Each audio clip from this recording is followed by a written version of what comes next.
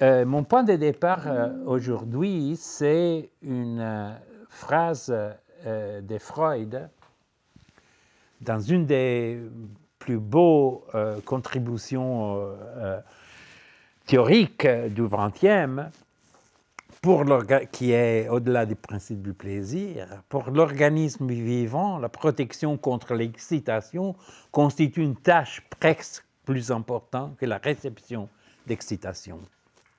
Ça, c'est choquant. C'est l'idée que, justement, l'organisme doit protéger plutôt que s'ouvrir au monde. En s'ouvrant au monde, il doit se protéger. Et alors là, ces suggestions, on peut l'appliquer bien à notre média. Qu'est-ce que sont notre média? Qu'est-ce qu'ils font, notre média? Alors là, en étudiant en particulier l'écran, comme il sera très clair, j'espère dans une seconde, si on pense aux écrans d'aujourd'hui, les écrans de la boîte des contrôles d'un édifice, les écrans qui sont connectés aux caméras de surveillance, les caméras que je viens de faire expérience sur j'ai pris à Boston l'avion pour Montréal, et donc j'ai passé les contrôles et j'ai vu moi-même, si vous voulez, X-ray dans une caméra, mais aussi cette forme d'écran qui sont les cloisons en plastique qui ont dominé pendant la pandémie. Mais je pense aussi la télévision, comme elle a été interprétée par Lynn Spiegel, quand elle parle d'une télévision qui, au début des années 50, dans l'endroit domestique, protégeait la famille contre l'extérieur, permettait en relation avec l'extérieur dans les domaines familiales. Et au cinéma, et je dirais quelque chose dans une seconde, ou même notre expérience plus récente, Zoom. Qu'est-ce que Zoom? Tout Zoom avec quelqu'un pour ne pas être proie de la pandémie d'abord, mais aujourd'hui aussi, je pense, les faits, donc je viens de bavarder un peu avec des amis et j'ai récollecté un épisode assez récent, une famille dont les pères et les mères se parlent à travers l'écran des Zoom. Ils habitent dans les mêmes bâtiments. Mais il veut éviter des confrontations trop dures. Donc Zoom les protège dans leur intimité. Et finalement aussi, à propos d'écran, je pense à l'écran des écrans, qui est cet écran ici. Alors mes étudiants, j'ai découvert qu'ils ne veulent pas que personne lui téléphone. Il faut écrire un message avant de téléphoner. Donc tu poses tes barrières vers l'extérieur. Donc, si on pense, si on pense à l'écran et aux moyens des écrans, aux médias écraniques, on commence, et j'ai fait ça, s'interroger, qu'est-ce que c'est un écran? Notre génération, justement, et la vôtre, pense que l'écran, c'est une surface sur laquelle il y a quelque chose. Mais pour longtemps, l'écran a été quelque chose d'autre. Et vous voyez les traits, la définition d'écran. Et l'écran comme surface arrive plus tard. D'abord, il y a l'idée d'une sorte de meuble dont c'est garantie de l'action discrète du feu, qui étaient les premières notions d'écran. Mettre un écran en face du front. mettre un écran à la fenêtre pour éviter les coups d'air. L'écran, historiquement, a été pour longtemps un système de protection, quelque chose qui filtrait l'extérieur, quelque chose qui médiatisait l'extérieur envers l'intérieur. J'ai eu la chance, j'ai joué un peu parce que donc, je dois dire quelque chose qui démontre que je suis un bon chercheur parce que comme Santiago il a dit, ben, pas trop, mais j'ai eu la chance de découvrir les moments dans lesquels l'écran dans la langue anglaise est passé d'une idée d'écran, des protections à un écran, à une idée visuelle d'écran. Et ça a été une découverte dont je suis très, très heureux. Il y a quelque chose dont je viens de parler, la fantasmagorie, ces dispositifs optiques de la fin du 19e qui arrivent à Londres. Et les messieurs qu'il a inventé, Philippe de Philipsthal, il propose un brevet, comment on dit, un brevet, oui. Et il décrit en disant, j'ai besoin d'une transparent body, d'un corps transparent sur lequel projeter. Et les journaux commencent à parler, qui réfèrent à la grande invention de M. de Philipsthal. Ils ont besoin d'un écran. Là, voilà. C'est les moments dans lesquels l'écran passe à désigner. L'écran qui est dans le système de la fantasmagorie est quelque chose qui est mis entre les spectateurs et la projecteur, qui filtre la projection, devient quelque chose qui ne filtre plus, mais qui ôte une image. Il faut revenir à l'écran comme idée de filtre. Et donc, j'ai commencé à raisonner dans ce sens-là. L'écran comme filtre, la question des protections, et j'ai étudié un peu dans une série de médias, et je dirais 3 de ces médias dans un moment, comment l'écran d'aujourd'hui, caméra de surveillance, boîte de surveillance, l'écran de Google Watch, je pense, notre écran, l'écran de la télévision, l'écran des zooms, etc., il fonctionne comme filtre qui protège d'un côté d'une exposition au monde direct. Je n'ai pas besoin de te toucher.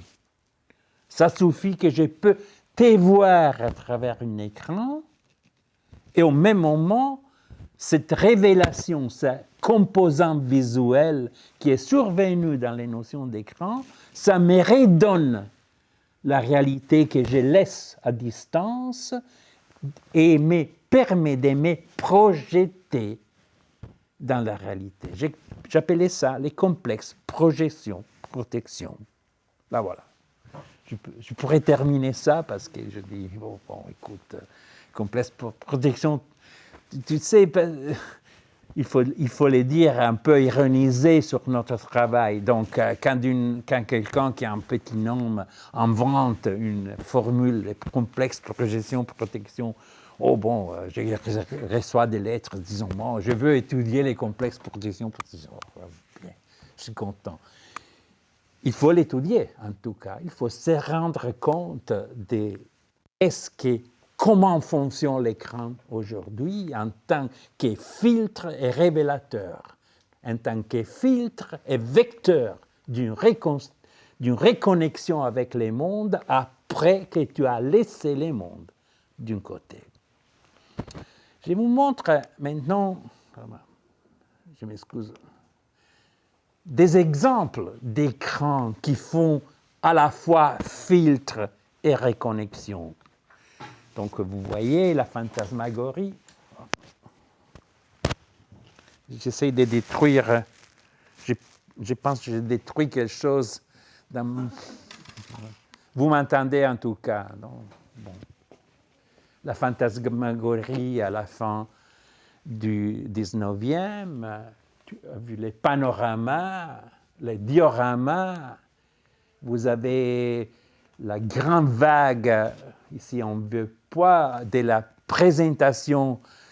C'était une sorte de leçon avec les stéréopticons, qui étaient les projecteurs pendant les 19e, des slides, et les grands, en particulier aux États-Unis, les grandes idées, c'était avoir, disons, connaître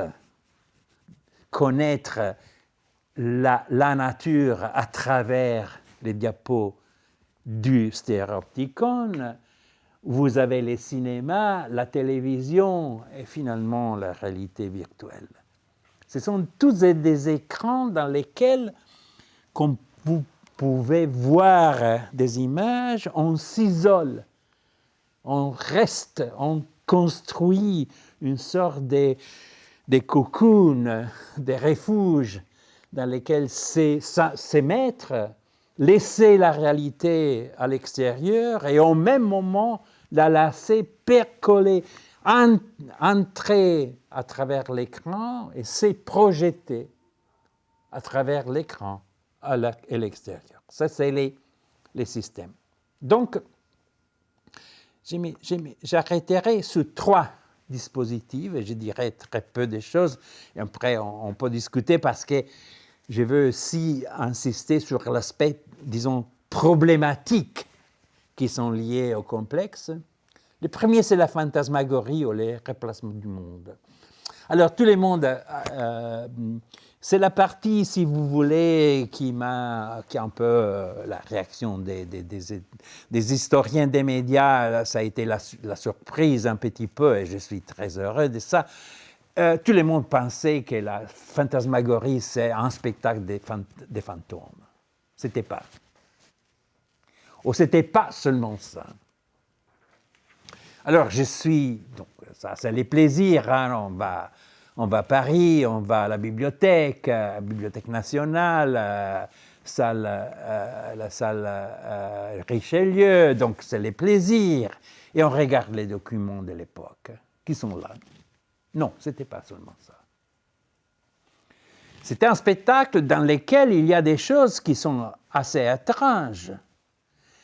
Pourquoi, dans la première instantiation de la fantasmagorie, Philidor, 1792, les mois du terreur, pourquoi les gens allaient avoir les cortèges des morts sur la guillotine à la fantasmagorie. Les centres du spectacle, c'était les revenir du revenant, du mort de la semaine sur l'écran. Pourquoi ça? C'est assez surprenant. Pourquoi, on dira ça dans une seconde, pourquoi on va voir les horror-films au cinéma? C'est assez horrifiant, ça qui arrive autour de nous. Justement, c'est un système de protection. Ne pas être sur la place, ne pas assister, bon, ils allaient aussi assister à la mort, mais ne pas être la potentielle victime, être un spectateur, ça c'est bien. Et au même moment, avoir les sentiments d'être exposé et non exposé à ces dramatiques moments de la mort des centaines de gens. Je ne sais pas si c'est clair. Au même moment, c'était d'autres curiosités qui sont venues en lisant les documents. Pourquoi il était quelque chose qui était, disons, pour la première fois, il n'y avait pas de lumière. C'était la salle, c'était sombre. protective, c'est une sorte de ventre maternel dans lequel les gens allaient. Et qu'est-ce qu'il y avait dès là? Il y avait seulement les fantômes? Non, il n'y avait pas seulement les fantômes. Il y avait beaucoup d'autres choses. Là, voilà, vous pouvez voir un peu un schéma de la fantasmagorie. Il n'y avait pas seulement la chronique, vous entrez. Il y a les rituels du port clos. La salle devient tout à fait sombre et tu es isolé du reste du monde. Pourquoi cette isolation? Pourquoi au même moment il y avait d'autres choses qui étaient presque aussi importantes que les fantômes sur l'écran? Il y avait tout un système, par exemple, sur lequel il y avait un extraordinaire effet de reproduire les effets naturels. Les vents, la tempête, la grêle, etc. Il y a toute une série de machines. Vous voyez ici des machines qui étaient assez élémentaires, mais les effets, c'était très puissant. Pourquoi? Bien sûr, quelqu'un peut dire parce que ça fait des peurs, etc. Non, mais pourquoi reproduire la nature dans une salle clos et isolée? Et pourquoi, en particulier avant d'entrer dans le spectacle, il y avait toute une série de machines physiques qui reproduisaient la force de la nature, en particulier l'électricité, les lampes. Disons, ça c'était les maximums, les moments dans lesquels, tu vois un phénomène naturel que tu peux voir pendant une tempête reproduit dans une sorte de laboratoire. Donc, je me suis demandé justement pourquoi. Et alors là, j'ai essayé de donner une réponse. Ça a été le premier médium qui faisait les vides autour de soi et remplaçait ces vides avec une reproduction de ça qui a été laissé au dehors. Je ne sais pas si c'est clair. Donc, tu renonces au monde, mais tu les vois reproduits et tu peux te projeter dans ce monde à partir d'une situation dont tu n'as pas de risques, pas du tout de risques. Tu ne risques pas de perdre ta tête, tu ne risques pas d'être embarrassé dans une tempête, tu ne risques pas d'autre chose d'être exposé à la force de l'électricité. Au contraire, tu peux jouir du fait que les phénomènes naturels, dans un espace clos et protégé, ils sont dommables, ils sont manageables, comment on dit en français, manageables. Donc, on peut dominer la nature en prenant un pas en arrière. Ça, c'est les premiers, et je vais assez rapidement, on dira quelque chose. On va au cinéma. Et là, je fais une autre chose pour la curiosité, pour aussi, comme André Hidalgo, il connaît bien en tant que grand scholar. Parfois, ça arrive par hasard. Parfois, nous faisons des découvertes par hasard. Et donc, j'ai dit, à propos du cinéma, qu'est-ce qu'on peut dire? Et j'avais, regardons un peu la logique des constructions des grands cinémas des années 20 et 30. Et alors, j'ai commencé un peu à feuilleter les choses. J'ai trouvé des documents. J'ai trouvé un journal qui est Exhibitor Herald. C'était un hebdomadaire sur les salles faites par les propriétaires des salles aux États-Unis. Donc, j'ai regardé les journaux des architectes, les projets des architectes du cinéma. J'ai regardé un peu tous les... En particulier, j'ai trouvé des choses qui n'intéressent plus personne. Par exemple, les manuels d'une compagnie, Katzenbaliban, qui est une compagnie qui possédait plusieurs théâtres aux États-Unis à la fin des années 20. C'était les circuits les plus importants, qui avait un manuel de 200 pages pour les employés. Alors, j'ai commencé à lire ce manuel, donc alors tu dis, tu penses, salle des années 20, qu'est-ce qu'il recommande? Il recommande projetez bien, soyez accurate, l'image doit être nette. Pas du tout. La préoccupation, c'était garder les toilettes. Il y a 50 pages sur comment garder les toilettes. Et les mots, c'est aucune germe de l'extérieur doit entrer dans la salle. Deuxième, tu regardes un peu, tu dis, les cinémas, les gens allaient parce qu'ils étaient intéressés au cinéma. Non.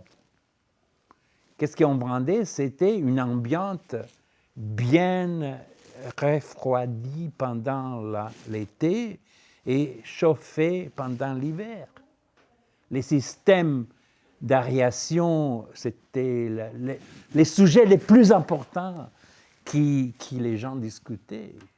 Et tout le monde disait, bon, merde, tu peux aller au cinéma pour éviter la chaleur de l'été ou la durée de l'hiver.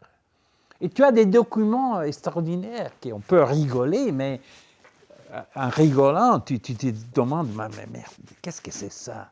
Un document de l'Office de la Salut public de Chicago qui recommande d'aller au cinéma chaque semaine parce que l'air, c'est plus pur que dans la ville. Donc, en particulier les gosses, les ramener au cinéma si vous n'avez pas l'argent pour aller en montagne. Donc, d'un coup, dans ce cinéma qui sont c'est un monument architectonique, je voyais ici, le Majestic Theatre à Houston 23, c'est une des atmospheric theatres les plus connus. Et j'ai trouvé finalement une pièce qui était extraordinaire, qui m'expliquait bien. Une pièce d'un écrivain allemand, autrichien, c'est Joseph Roth. Je ne sais pas si vous connaissez les romans, sont très beaux. La chapelle des Capucines, etc. Il était quelqu'un de très fort. Il était aussi un critique très réputé à l'époque. Et qu'il parle de cette manière d'un film documentaire sur les entreprises du capitaine Scott au pôle Nord. Neige, glace et ciel. Murs, châteaux, villes, monde de neige. Des traîneaux, des chaînes, quelques personnes, des pingouins, une teinte, une baleine. Et nous sommes assis dans un théâtre moderne. Toutes les prétendues bénédictions de la civilisation sont là. Les fils propres et décentes, un tablier blanc avec des livrets de programmes, lumière électrique, chauffage central et un écran de cinéma. Protégés de tous côtés contre tous les maux de la nature, nous contemplons un monde le plus impossible dans lequel les destins les plus impossibles des adversaires les plus impossibles se jouent. Bon.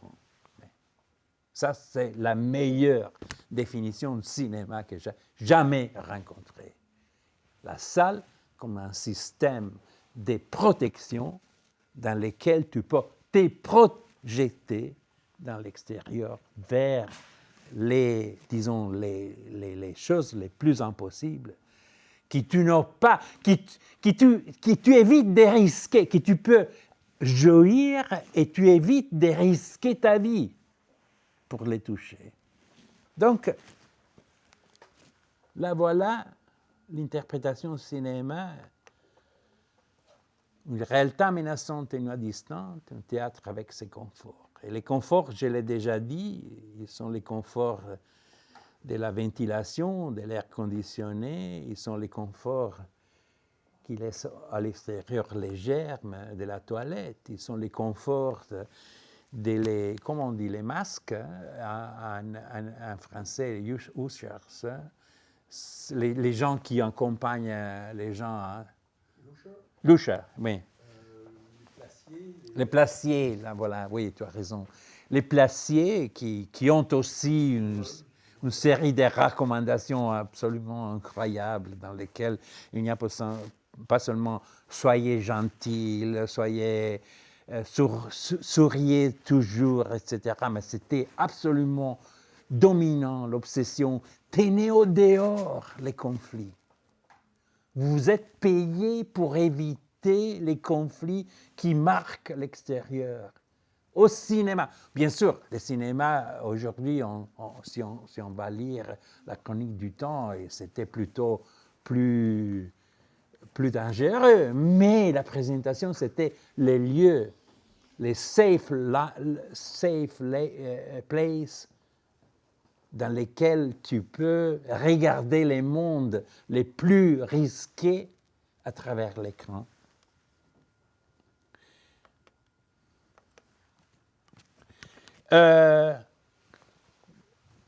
Une chose assez brièvement, l'idée de se protéger pendant les années 30, c'est très fort. Et ce livre de Krakauer, qui est peut-être le moins fameux des livres de Krakauer, c'est un bon exemple, parce que dans l'analyse des employés des années 20 qu'il fait pour les Frankfurter Allgemeine, il souligne comme la salle cinéma, avec d'autres salles, c'est un refuge, shelter for homeless, un refuge pour ceux qui n'ont plus une maison, qui n'appartiennent plus dans un endroit. C'est les places dans les places, c'est en place, comme il dit, c'est en place nettoyée. Donc, il évoque les vacuums, l'idée d'absorber toute la poudre et nettoyer les places dans lesquelles tu peux sauver ton âme. Mais il faut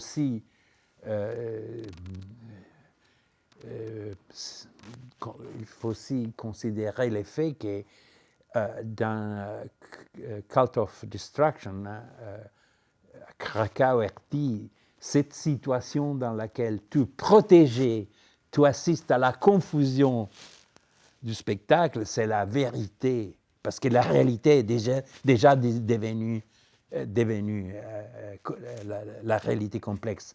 La réalité complexe du regard au cinéma, c'est la réalité désormais.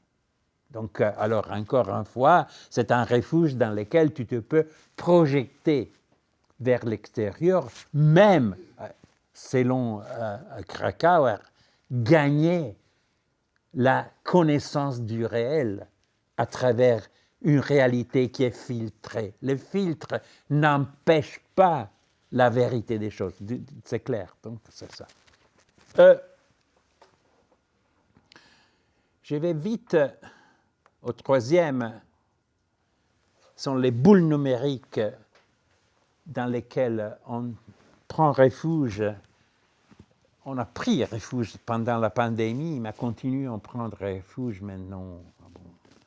C'est merveilleux de voir une salle avec des gens en face, au lieu d'une Zoom conversation dans laquelle vous êtes réduit à une série de faces sur mon écran.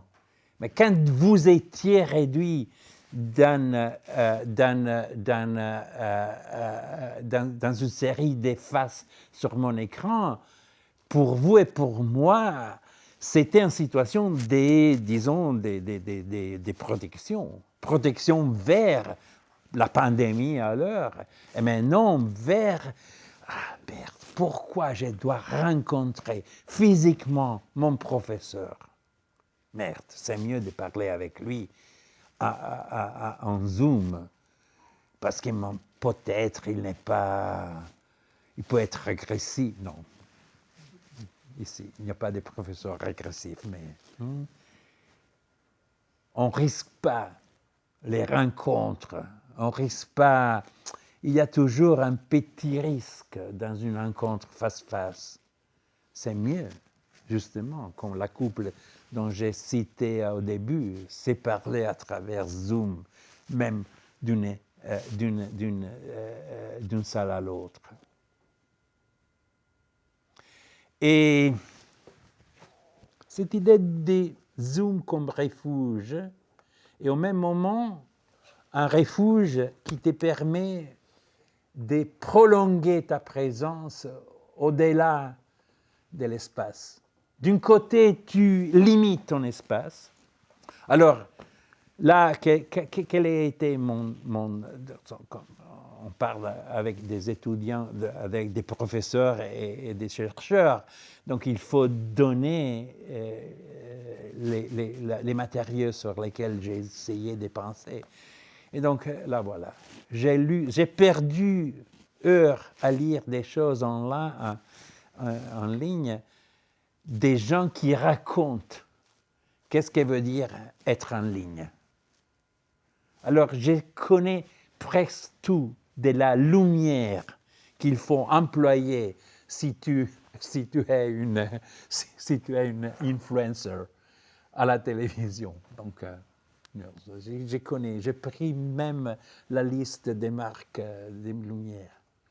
J'ai appris comment les gens jouent pour laisser la famille au dehors. Donc, pas des gosses, pas des femmes, pas mon partenaire. En particulier, il y avait des choses que j'ai trouvées. Écoutez, il y était une Zoom chaque 3 jours, chaque 2 jours, parce que les bureaux étaient clos et donc les chefs d'office faisaient du Zoom. Il y a toute une discussion sur Reddit, c'était les places, dans laquelle ils disaient, bon, écoute, mais est-ce qu'on fait une réunion c'est un boulot ou c'est quelque chose d'autre? Parce qu'à la fin de chaque réunion, la mère de notre chef vient et nous salue. Bon, ça, c'est plus travail, c'est de la famille, mais ça propose une confusion. Tu ne peux pas avoir la mère au bureau. Pourquoi tu peux avoir la mère en Zoom? Et donc, l'idée de protéger les Zooms, l'idée d'exclure la part des familles qui n'est pertinente. Il y a seulement une chose que tout le monde admettait. Là, voilà, vous savez ça. Laquelle? Là, voilà. Les chats, c'était la seule chose qui était permise. Tout le monde était d'accord. Il faut exclure les femmes, mais pas les chats. Donc, là, voilà. Et donc, pour moi, ça a été, pendant ces recherches, une histoire des chats avec, sur l'écran, les chats qui passent. Et assez souvent, tu vois la comment on dit, la tail, hein? La queue du... Et alors là, vous comprenez la stratégie de laisser part du monde à l'extérieur et au même moment se permettre d'avoir des rapports à distance, d'admettre quelqu'un. Tu exclus la famille et tu admets une autre. Tu introduis une autre. Ça, j'ai mis cette slide pour toi, Hidalgo. Ça, c'est un sujet d'attention extraordinaire par les psychologues cognitifs. La définition, quel est ton espace? ton espace, ça qui on parle d'un espace péripersonnel. Ça, c'est les termes techniques en psychologie, neurosciences de ça. Et on s'est échangé des opinions sur ça et des matériels sur ça. L'idée, c'est que Zoom, c'est une étrange situation dans laquelle tu réduis ton espace à l'espace péripersonnel et tu l'extends. Il devient ton espace péripersonnel. Vous voyez dans cette image d'un groupe de recherche basé en Espagne avec lequel j'ai eu une forte interaction scientifique. Et donc, ils ont fait des épreuves. Donc, tu peux toucher ton interlocuteur, mais tu ne peux plus toucher ce qui est autour de toi. Donc, ça, c'est là. Tu peux te projeter physiquement à travers une expansion de ton espace péripersonnel, mais au même moment, tu utilises l'espace péripersonnel pour réduire ton espace vital. Et donc encore, je regarde toi, en me souvenant de notre conversation, c'est ça qui est justement, tu connais, André, tu connais aussi, les groupes des neuroscientistes de Parme, ils font de très bon travail et ils t'expliquent que, écoutez, ça change les modes de fonctionner de ton cerveau.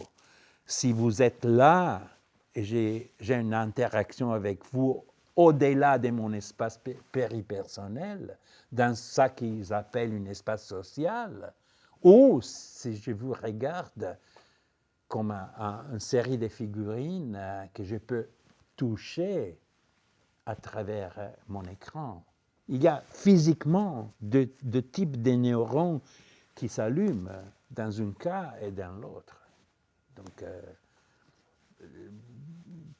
si vous êtes sur ces figures, vous êtes incorporé dans mon espace péripersonnel. Si vous êtes distant physiquement, vous appartenez au même espace social, mais l'espace social n'est pas traité dans notre cerveau dans la même manière de l'espace péripersonnel. Donc, il s'agit d'éloigner les mondes et de les récupérer, se reconnecter avec les mondes et se projeter dans les mondes. Alors là, j'ai une dernière partie que je suspends de présenter. C'est qu'est-ce que veut dire, parce que ça reflète un peu ce que j'essaie d'écrire maintenant. Je suis c'est depuis un an que je travaille sur l'idée de distance de sécurité. Qu'est-ce qu'elle veut dire, établir des distances de sécurité? Bon, là, j'ai lu des choses, là, voilà, encore un étudiant, un media scholar qui lit des choses impossibles. Donc, tous les règlements de Connecticut Driving, qu'est-ce que veut dire mettre une distance de sécurité entre deux voitures? Donc, ou bien tous les règlements du bureau du travail des États-Unis. Qu'est-ce que veut dire mettre une distance de sécurité entre toi et une machine? Machine qui peut être dangereuse, etc., etc. Donc, distance de sécurité, c'est quelque chose qui a bien des règlements, mais nous percevons la distance de sécurité dans notre vie quotidienne. Donc, qu'est-ce que veut dire garder quelqu'un à distance? Qu'est-ce que veut dire garantir l'intimité de toi et l'intimité de l'autre, etc. Et qu'est-ce que veut dire interagir, etc. Et qu'est-ce que ça veut dire? Donc, alors là, éloigner les mondes, c'est un peu sur ces parties-là. On peut parler plus tard. Mais non, je veux terminer ma présentation, qui a été même assez longue, et j'attends plutôt les questions, en disant, bien sûr, les systèmes projection-protection, c'est un système qui fonctionne de cette manière, mais les problèmes qui surgissent sont formidables. Qu'est-ce qui veut dire récupérer une réalité que tu as laissée à part, que tu as éloignée? Qu'est-ce qui veut dire éloigner et récupérer? Alors là, par exemple, j'ai commencé à penser dans la vieille philosophie allemande des années du 19e et 20e, l'anthropologie philosophique, qu'est-ce qui veut dire avoir une réalité comme compensation du fait que tu l'as éloigné? Est-ce que j'ai droit à la réalité? Est-ce que j'ai droit d'avoir la réalité encore avec moi si je l'ai éloignée? Aussi, qu'est-ce que veut dire, par exemple, que la plupart de ces moyennes qui éloignent la réalité qui te redonne, ce n'est pas la réalité, disons, alors là, voilà, ce n'est pas la réalité tranquille. C'est au contraire une réalité assez souvent plus près de la réalité des morts décapités de la fantasmagorie. Qu'est-ce que veut dire à éloigner la réalité, jouir, comment on dit, enjoy, profiter, merci. Et profiter du spectacle d'horreur, de l'horreur, par exemple. Parce que j'adore aller à regarder, bien sûr, parce que je ne suis pas impliqué, mais pourquoi tu veux te protéger et au même moment t'exposer au spectacle plus terrible? Alors là, Santiago, c'était la question d'une théoricienne des années 20 en Allemagne, Cerner. C'est pourquoi on jouit, on profite du spectacle plus terrible. Pourquoi on va au cinéma? Pour voir l'horreur. Et au même moment, en se sentant protégé. Alors là, par exemple, j'ai avancé une hypothèse, et comme ça, je termine, une hypothèse dans les livres, je dois confesser, c'est la part du livre qui a été moins discutée. Pour moi, ça a été la plus élaborée, mais voilà, ça arrive. C'est une question que la réalité qui percole, qui arrive à travers l'écran, au fond, c'est un vaccin. J'ai besoin du vaccin pour pour me vacciner contre les risques du monde. Et c'est une idée qui reste dans 4 lignes d'un texte de Benjamin, qu'il dit d'une manière fantastique. Pourquoi les publics américains voient les choses plus incroyables? Et vous imaginez, il ne dit pas Browning, etc. Il dit Walt Disney.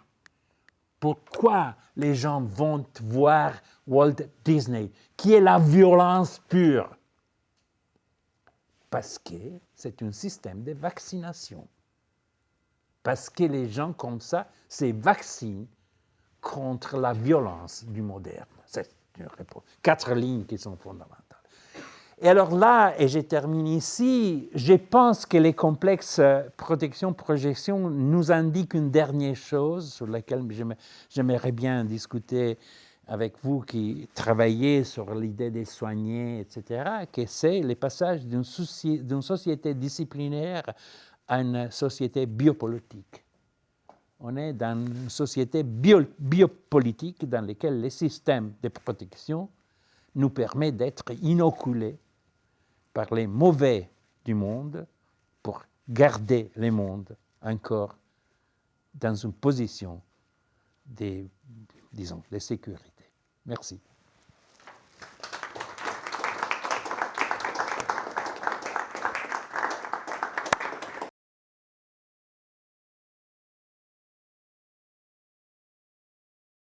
Je me posais cette question sur les risques, où on dit c'est un monde sans risque. Mais on voit que les personnes qui restent justement exposées longtemps aux écrans développent plein de pathologies dans le corps. Donc en fait, c'est un peu un leurre, c'est un peu une illusion qu'on n'a pas de risque. Mais en fait, en n'allant pas vivre le monde, notre corps, il en souffre aussi.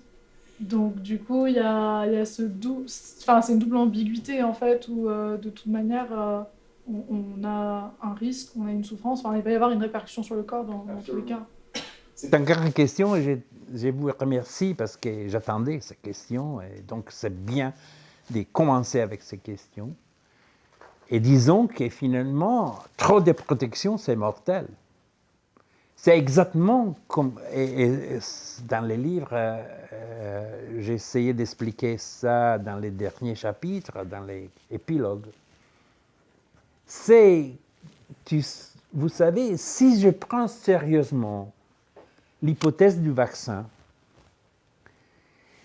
vous savez que, disons, je suis contre ceux qui sont contre les vaccins, ça, pour être clair. Donc, je déteste les Novax. J'espère que...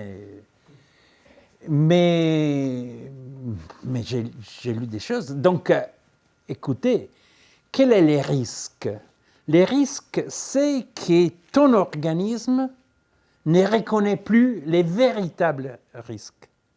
Et donc, il commence à détruire soi-même parce qu'il perçoit comme les ainsi dites maladies auto-immunes, ça provoque la destruction de l'organisme qui est censé être protégé par des antibodies. C'est clair, ça que je dis? Donc, c'est ça qui arrive exactement. En excès de protection, c'est mortel. Alors là, si tu te réfugies dans l'écran, tu es fichu. Il faut que ces projections soient une attitude qui reprend les risques d'une confrontation avec le monde. Ou autrement, tu es terminé.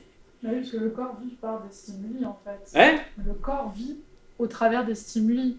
Donc, on a besoin de stress, il y a des bons stress, entre guillemets, que l'organisme doit éprouver. Sinon, en fait, on meurt. Il y a des gens qui peuvent mourir justement de dépression parce qu'il n'y a plus d'activité, en fait. Enfin, c'est ça. Je suis d'accord. Les revers que je n'ai pas expliqués, c'est justement que la protection peut être à son tour mortelle. Les moyens de protection peuvent être épouvantables à ce tour, être en menace. Censé d'être en protection, il devient en menace. Eh bien, écoute, écoutez, echo chamber, c'est ça. Tu es dans une... je ne sais pas vous, mais j'ai étudié dans le sens que j'ai même... Je dois dire qu'avec mon groupe de chercheurs, on a fait des choses aux limites de la recherche. On a construit sur Reddit une subreddit sur ces sujets pour voir les réactions des gens. Donc, on a provoqué un certain nombre de réactions, provoquant des gens à raconter qu'est-ce qui arrive, etc. Mais il y a des situations d'echo chamber qui est comme les hikikomori, ces gens qui se protègent dans leur chambre et qui ne sortent plus de leur chambre. Donc, je suis d'accord. Il faut pas seulement avoir les stimuli protectifs, il faut avoir des stimuli qui sont provocateurs. Je me suis expliqué. Donc, il ne faut pas s'exciter au cinéma. Finalement, il faut sortir de la salle.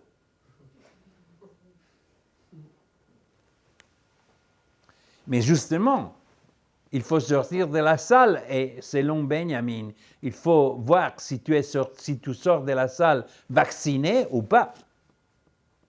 Et ton vaccin est suffisant pour te mettre, te mettre au risque sans se risquer.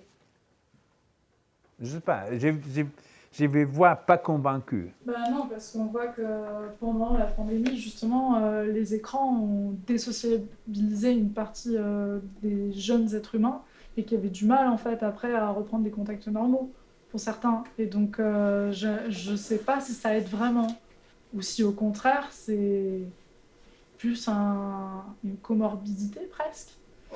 dans ce sens-là. L'hypothèse contraire, c'était 10 millions de morts. Non, mais dans le sens, je parle pas par rapport au Covid, c'est pas du tout par rapport à ça. C'est le statut écran, en fait. L'être humain face à... Absolument. J'ai récolté et j'ai présenté dans l'idée de n'est pas trop protection des documentations épouvantables des gens qui déclarent qu'ils ne sont plus capables d'engager la réalité. Ah ben bien sûr, ça c'est... Mais au même moment, ça a été un moment dans lequel la protection a été nécessaire. Alors là, on ne parle pas de la pandémie, parce qu'on parle de la fantasmagorie. Bien sûr, les gens qui allaient à la fantasmagorie ne risquaient pas la vie, couper les coups sur la place de la Bastille, ou de quelle place, je ne sais pas laquelle.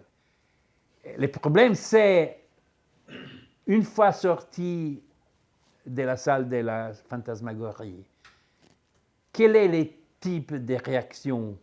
Il était prêt d'engager encore le monde ou pas? Ça, c'est la question. André? Je vais faire quelques kilomètres là-dessus en disant, d'abord, tu nous as décrit cette réalité-là à partir de 3 moments historiques autour de la fantasmagorie, autour de, mettons, les années 10, 15, 20 et les années récentes. Les années 10, 15, 20, les années récentes, on connaît. Fantasmagorie, ben, on connaît tous un peu des histoires sur les fantasmagories de Robertson. Peut-être pas tous, mais moi un peu, mais on connaît peu de choses.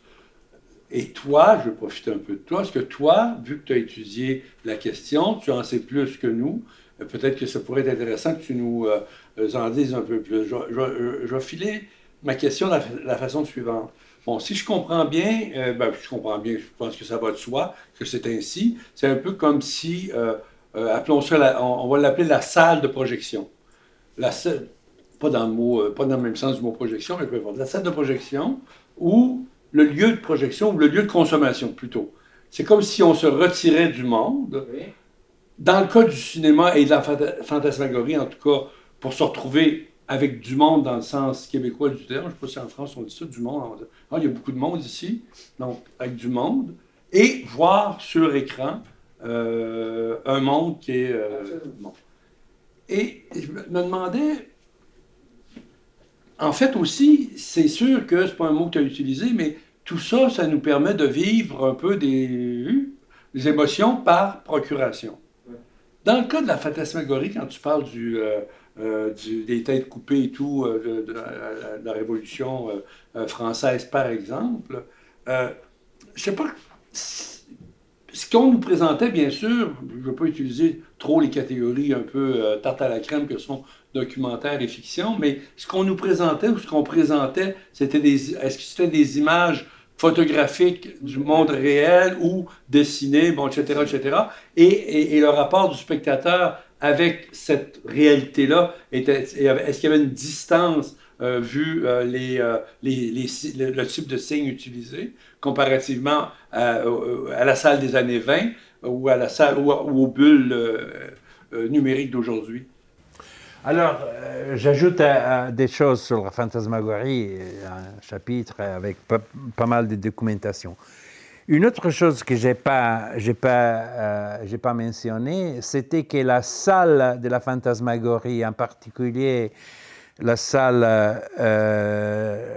de Robertson, pas la salle de Philidor. Donc, on va 1798, donc il va 8 ans après, 6 ans après.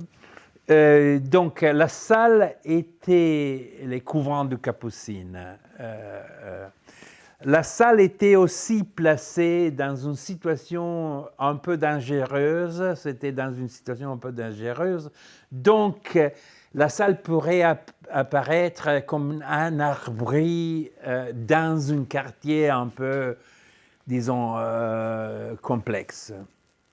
Et donc, les sentiments de protection, ça venait pas plus à ces points du terreur, comme dans les cas de Philidor, mais une vie de la cité qui est devenue un peu incontrôlable. Et donc, c'était dans un bâtiment un peu périlleux. Il y avait des prostituées, il y avait un jardin qu'on devait traverser avec la nuit. Donc, il y avait tout un élément. Robertson, j'ai lu les 458, 500 pages de l'autobiographie de Robertson, qui c'est un livre aussi impossible. Il est absolument très conscient de ça. Il voulait la mettre là pour donner les sentiments d'un esprit dans une ville qui est devenue incontrôlable, comme la ville à la fin de la Révolution, avant de l'ordre napoléonien. Donc, il y avait plutôt ce type de choses. Au même moment, la différence entre, si vous voulez, que j'essaie d'interpréter comme un changement des situations générales, Zoom, c'est solitaire, c'est moi, alors c'était la foule encore. Donc, la fantasmagorie et le cinéma, encore, tu as un groupe d'audience. Et alors là, par exemple, c'est très intéressant, une chose que j'ai trouvée par hasard en lisant ces centaines de documents, des gazettes. J'ai lu des gazettes en particulier, et après, pour les derniers moments de Robertson, j'ai lu parce que à partir de la fin du 18e, il y a aussi les guides de Paris. Et donc, tu lis les curiosités que les voyageurs peuvent avoir à Paris. Et il y a aussi une longue description de la fantasmagorie qui personne n'a... Ça s'arrive et c'était perdu. Donc, que personne avait cité, et y inclut Manoni, qui c'est un voyageur anglais qui, à la fin du 18e, tourne à Paris et dit, bon, qu'est-ce que c'est Paris? Et il décrit la fantasmagorie d'une manière assez précise, etc. Donc, là, la nature d'Arbry, c'est encore plus fort pour les placements de la fantasmagorie dans les convents des Capucines et dans les jardins de Capucines. Et j'ai même lu, je dois dire, c'est un document assez choquant, j'ai même lu les rapports de police sur ces bâtiments. Et je le dis parce que c'est un rapport de police qui dit, bon, écoute, l'escalier pour la fantasmagorie, c'est risqué, on oblige monsieur Robertson de mettre plus de lumière. Donc, mais lui, il ne voulait pas, parce qu'il voulait que les gens arrivaient en disant, oh, finalement, je suis arrivé ici, bon, on me peut asseoir, et qu'est-ce que je vais voir? Oh, les choses plus épouvantables, les mondes liminales, les morts, la nature, moi-même, parce qu'il y avait toute une série aussi de choses qui intervenaient dans la fantasmagorie. C'est les premiers spectacles dans lesquels les gens commençaient à crier ou à réagir en public en front des images, et en devenant à son tour une sorte de spectacle. Il y a des histoires des gens qui, par exemple, sont choqués par les fantômes, ils commencent à essayer de les frapper avec la canne, et les gens commencent à rire, etc., etc. Mais c'était un spectacle à la fois du risque et de la manière de se soigner. Ça, pour moi, c'était absolument clair. C'était les premiers, c'était un spectacle benjaminien de risque et risk and healing. Je vais me permettre une question. Oui, vas-y. Tu nous offres, par la voie de plusieurs textes que tu as rédigés dans les dernières années, des concepts et des approches qui nous permettent de comprendre un phénomène qui est très complexe, qui est l'écran. Et quand je les applique, pas les tiens, pas juste les tiens, mais les autres, pour comprendre un peu la réalité dans laquelle on habite, je me rends compte qu'à chaque fois que je l'approche à partir d'une notion ou un concept qui s'avérait pouvoir expliquer ce que je suis en train d'observer, il y a plein de choses qui m'échappent constamment pour lesquelles je n'ai pas une explication. Oui. Et j'aimerais donner un exemple. Toi, tu nous as présenté cette idée de où se situe l'écran vis-à-vis notre corps. Et dans les premiers exemples que tu nous as montré avec la fantasmagorie, je prends un peu le photo comme une guide, mais l'individu est à l'intérieur d'un espace dans lequel il y a une séquence d'événements qu'il est en train d'observer. Plus tard, le cinéma arrive, et là, le cinéma est à une certaine distance de nous, de notre corps. Et là, dans les temps modernes, maintenant, l'écran se trouve à l'intérieur de notre espace péripersonnel. Absolument. Et ça, c'est une façon de décrire cette bulle électronique auquel tu fais référence, qui peut générer des expériences différentes. Je donne juste un exemple, un projet sur lequel je travaille avec André, qui portait sur les effets des écrans ou des films sur le sommeil. André a évoqué l'idée, comme moi je me trouve dans mon lit, donc dans un espace intime avec mon ordinateur, l'ordinateur, il n'avait pas ce terme à ce moment-là, mais il est à l'intérieur de mon espace péripersonnel. Et j'ai l'impression que les personnages qui apparaissent sur mon écran occupent un espace dans mon espace intime. Absolument. Et la relation qu'il a avec les personnages est différente que celui qu'on a quand l'écran est à une plus grande distance. Donc, ça, c'est juste un exemple de comment cette introduction de l'écran dans l'espace péripersonnel peut transformer notre expérience du contenu vis-à-vis comment c'était quand c'était à l'extérieur de nous. Mais ça, c'est juste un exemple. Mais mon exemple est plus une anecdote. Et comme je sais que toi, tu aimes les anecdotes et tu te bases en partie pour trouver une façon de réfléchir. J'étais en train de réfléchir sur ce phénomène écranique, les impacts des écrans sur les jeunes, un peu comme notre étudiante, que j'oublie excuse-moi le nom, mais c'était Audrey, merci, Audrey nous a évoqué. Et pendant le temps que j'étais en train de réfléchir là-dessus, j'ai rentré dans la salle de ma fille, qui a, mettons, 16 ans. Et ce que j'ai observé là, il n'y avait pas une théorie qui pouvait m'expliquer qu'est-ce qui se passait et comment ils utilisaient leur écran. Parce qu'ils utilisaient leurs écrans pour se communiquer, pour se trouver dans une salle physique dans laquelle tout le monde a leur téléphone ouvert et ils sont en train de se communiquer à l'intérieur d'une bulle électronique avec leurs écrans. Et c'est pas facile de démêler toutes les choses qui sont en train de se passer à l'intérieur de cet espace, que moi je dénommerais une bulle électronique également, mais une autre sorte de bulle électronique qui est construite par la somme totale de la présence de ces écrans dans un espace intime. Donc, j'aimerais juste avoir ton opinion de comment toi, tu vois les effets de ces écrans à l'intérieur de notre espace péripersonnel.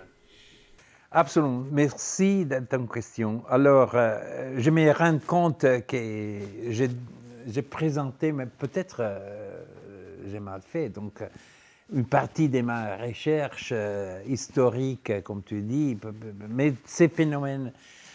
Alors, d'abord, toi et moi, on partage l'idée que l'écran, c'est quelque chose qui est localisé. Il est dans quelle part? Et pour moi, encore une fois, en face des chercheurs, j'explique mon parcours. Pour moi, en particulier Simondon, ça a été important pour définir comment un dispositif est toujours lié à une situation, un espace. Hein? Donc, on ne peut pas penser une machine au dehors de l'espace qu'elle occupe et qu'il exploite. Non, ça, c'est Simondon, 100%. Milieu, ça qu'il appelle les milieux associés. Donc, et le premier chapitre des volumes qui a sorti un peu des discussions parce qu'il était dans une version un peu différente, il a été publié dans Critical Inquiry, a suscité un peu des questions, c'est qu'il faut toujours situer l'écran. Qu'est-ce qui change d'une situation telle que la salle, fantasmagorie, cinéma et l'espace péripersonnel? Alors, je te résume la chose d'une manière un peu rapide et on peut discuter en plus. Dans la fantasmagorie, il y a encore le sentiment que le public est une communauté des gens. Dans le sens bébérien de le sens du Gemeinschaft. Le cinéma n'est plus une communauté, c'est une foule qui devient une audience. Ici, dans l'espace péripersonnel multiplié dans le même espace physique, 5 gosses qui ont leur téléphone et qui communiquent en regardant chacun leur téléphone. C'est génial, c'est une situation géniale. Tu as quelque chose d'un autre caractère. Tu n'as plus ni une communauté, ni une audience. Tu as ça que les pensées politiques d'aujourd'hui, Hanno Hart et Negri, Negri, callent multitude. C'est-à-dire une association d'individus qui ne forment pas une unité, mais qui a une multiplication d'individus à le même moment. C'est l'idée d'un corpus politique différent. Il n'y a plus une population, il n'y a plus une communauté, il n'y a plus une population, il y a une multitude. Aujourd'hui, on est parti d'une nation, on est québécois, dans votre cas, on est québécois en restant chacun soi-même. Les liens n'est plus les liens anciens de la même famille, la même communauté, les mêmes destins, les mêmes points de référence. Chacun porte son bagage et au même moment, on occupe les mêmes territoires.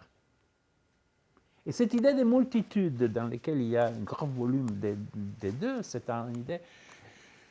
Je ne suis pas d'accord avec eux sur tous les effets politiques qu'ils décrivent, mais c'est exactement ce qui reflète. Et ça se reflète parfaitement dans la politique d'aujourd'hui des grandes compagnies des médias.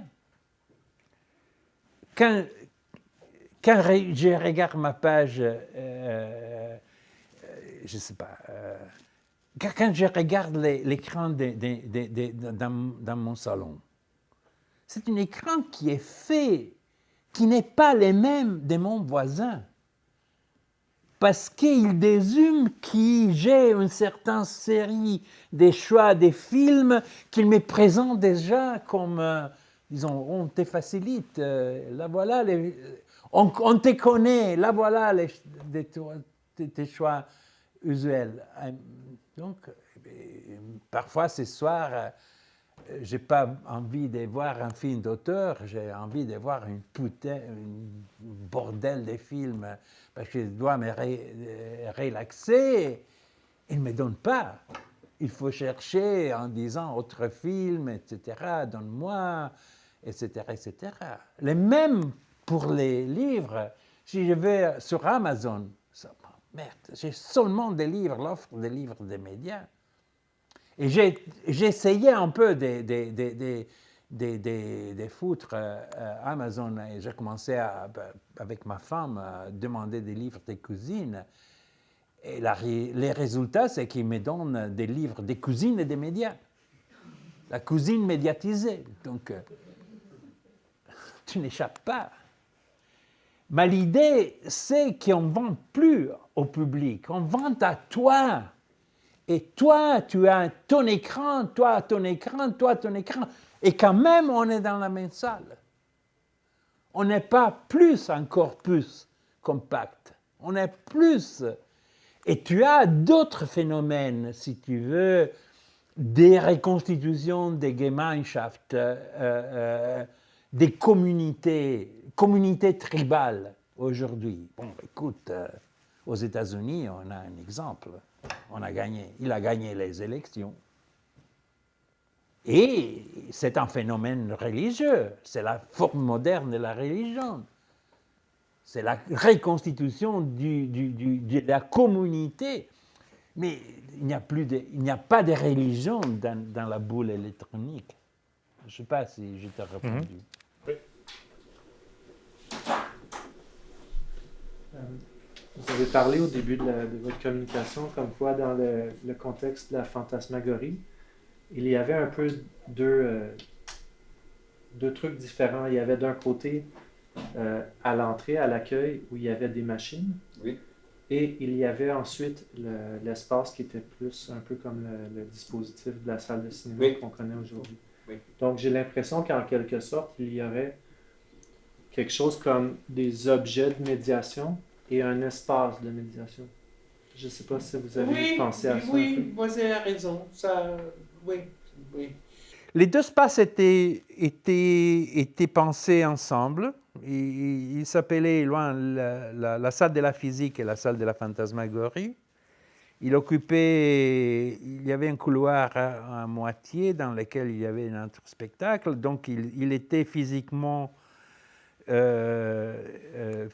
connecté, mais l'espace de la physique était présenté comme une sorte de part du spectacle. Donc, les billets, c'était pour les deux, si vous voulez, et donc les prix payés, c'est pour les deux. Et la chose plutôt intéressante, c'est que l'évolution au début du 19e, disons 1805, 1812, la transformation de la salle, ça devient de plus en plus, la partie la plus importante, ça devient la première.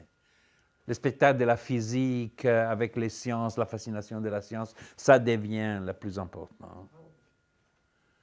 Et la fantasmagorie devient ça que devient la fantasmagorie dans la citation des Marx et des autres, ça devient un spectacle. Ça devient plus la chose originale que j'essayais de reconstruire. C'était un spectacle pour gosses, basiquement, qui résiste. J'ai trouvé des traces de fantasmagorie autour 1840-45, mais dans la plupart, c'est pour les spectacles des gosses. On ne croit plus à la fantasmagorie, on ne s'amuse pas. Et au contraire, ça devient... Et c'est intéressant parce que les propriétaires de la fantasmagorie, Robertson, décident autour 1805 de changer de métier. C'est un passage délicieux dans les livres. Il dit, bon, écoutez, la fantasmagorie, c'était fantastique. J'adorais ça, mais on avait une quarantaine, cinquantaine de spectateurs qui payaient 3 francs, 3 louis, qui était un chiffre assez cher.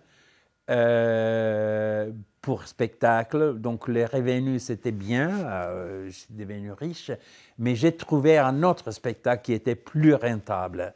Il a commencé, il a vendu la Fantasmagorie, il a acheté un ballon, il a commencé à faire l'ascension en face d'un public qui payait 1 franc chacun pour voir les ballons laisser les sols, la terre. Et il registre, parce que lui, c'était un type rigolo. Les livres, c'est rigolo. Il dit, oh bon, écoute, j'ai gagné beaucoup plus. Donc, j'ai laissé la Fantasmagorie pour gagner plus avec les ballons. L'effet, c'est que lui, il dit, bon, écoute, les ballons, comme la Fantasmagorie, c'est de la science, c'est pas du spectacle.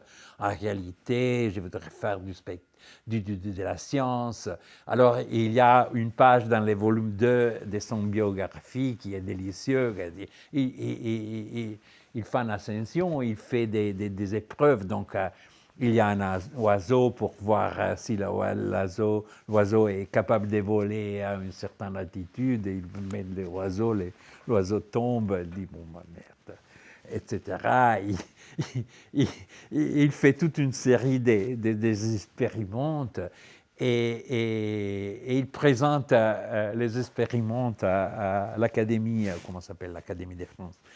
Et il détruit, les gens détruisent les expériments, disent, écoute, vous n'êtes pas un chercheur parce qu'ils ont fait aussi mal les expériments qu'on ne vous croit pas.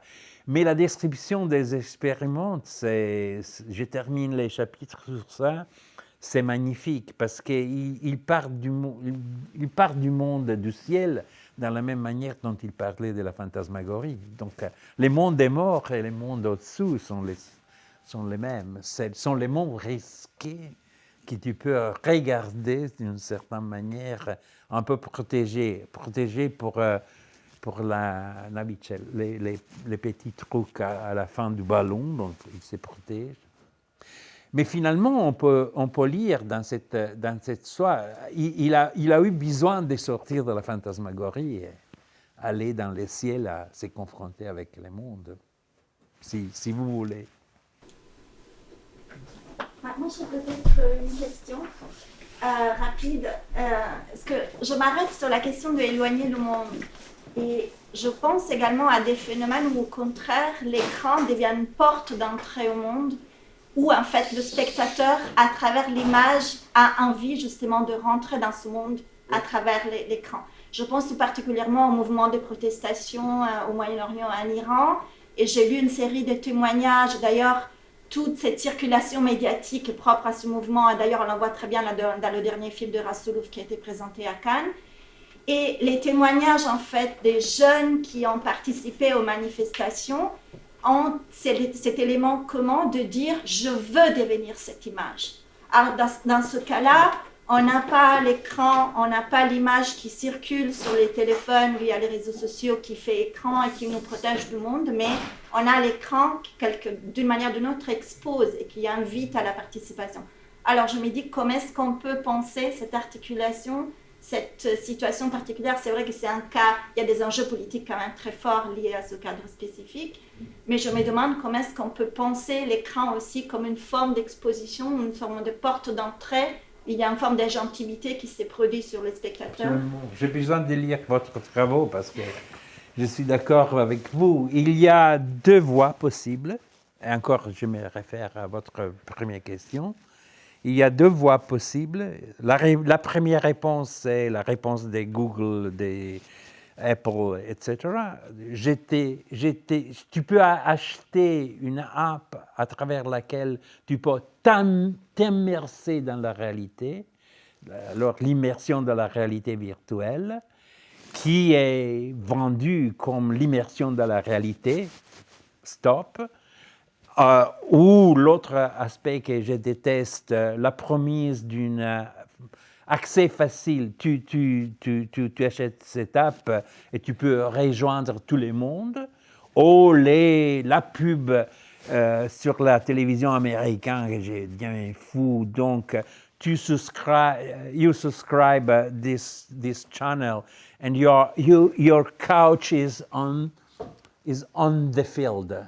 You can follow the game on being on the field. Merde, c'est pas vrai.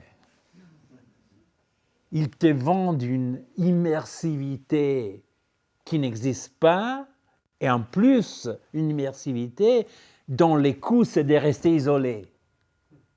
Parce que les paradoxes de l'immersion avec l'image, tu es isolé, et la condition d'isolation, ça devient la condition de l'immersion dans la réalité. Donc c'est une leçon politico-culturelle épouvantable. L'autre côté, c'est l'agencivité des images. Absolument, c'est les moments, même les moments un peu ridicules. Je veux devenir cette image, j'adore cette phrase. Mais c'est une phrase benjaminienne, d'une manière ultime, parce que finalement, ça respecte cette obsession benjaminienne dans laquelle, au fond, on peut faire pas l'esthétique de la politique, mais la politique de l'esthétique. Et la politique de l'esthétique, c'est ça. Je dis Benjamin, mais même une autre lecture qui est devenue pour moi indispensable, c'est Rancière. Rancière, l'idée qu'est-ce que l'art peut faire aujourd'hui? L'art t'isole du monde. Oui, bien. Plus isolé que tu es, plus tu peux gagner. Tu as la force de gagner encore les rapports avec le monde, parce que dans l'isolation, la réponse ça devient... Et ce n'est pas par hasard qu'en ce moment aussi, récemment, j'ai eu une discussion avec Caitlin, c'est une chercheure queer studies, qui travaille sur l'isolation des queers et comme sur l'escapisme comme une stratégie politique pour gagner de la force, qui est assez fort comme proposition. Plus tu échappes de la réalité, tu peux gagner force contre la réalité. Et je trouve très intéressant ça, et on est en discussion, mais c'est finalement votre image, ça devenir image, je veux devenir image, c'est formidable. Je peux devenir image. Ce n'est pas seulement je veux, je peux devenir image. Ça, c'est la gentilité de l'image. Merci Francesco. C'est moi qui vous remercie.